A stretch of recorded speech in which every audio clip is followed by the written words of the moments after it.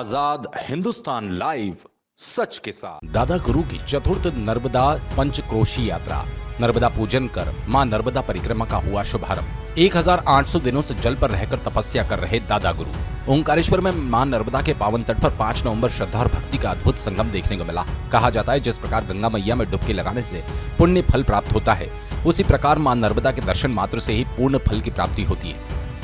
हजारों वर्षों से ऋषि मुनि, संत और श्रद्धालु भक्तजन नर्मदा मैया की परिक्रमा करते आ रहे हैं। दादा गुरु महाराज जो पिछले 1800 दिनों से निराहार रहकर केवल नर्मदा जल पर जीवन यापन कर रहे हैं, उन्होंने आज अपनी नर्मदा परिक्रमा के चौथे चरण का शुभारंभ किया। ये यात्रा केवल एक यात्रा नहीं बल्कि साधना, तपस्या और जागरण का प्रतीक मानी जा रही है।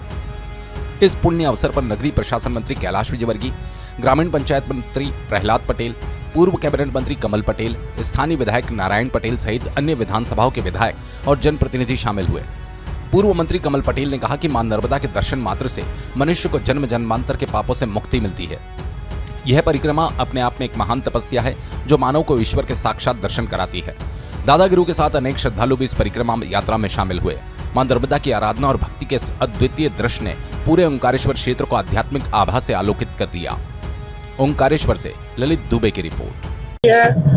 संकट हरनी है, पाप हरनी है, सुख समृद्धि करनी है। नर्मदा जी के बारे में कहते हैं कि गंगा जी में डुबकी लगाने से जितना पुण्य मिलता है, नर्मदा जी के दर्शन मात्र से वो पुण्य मिलता है।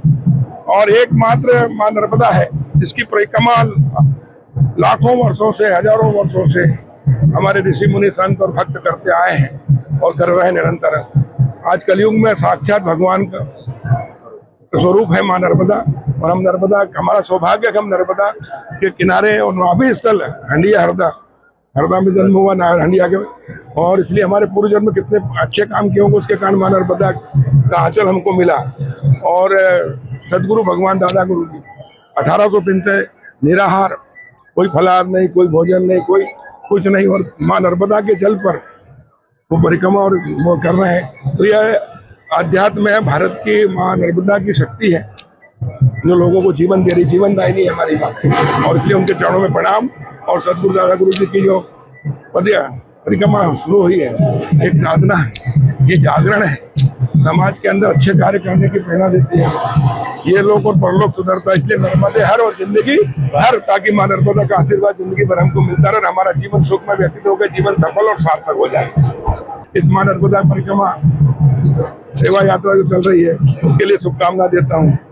और हमारा सौभाग्य है कि इतने बड़े महान ऋषि मुनि संत पहले भी हमारे रहे, आज भी है, जो हमें मार्गदर्शन देते हैं परोपकार करने की, सेवा करने की, गरीबों की असहाय की सहायता करने की। और नर्मदा किनारे जितने भी गांव हैं, लोग बहुत ही श्रद्धा भाव से जो परिक्रमावासी आते हैं उनकी सेवा करते हैं, उनको भोजन प्रसादी यानी हर प्रकार की ठहरने की व्यवस्था करते हैं। उनके लिए भी मां नर्मदा से उनकी सुख समृद्धि खुशहाली की कामना करते हैं।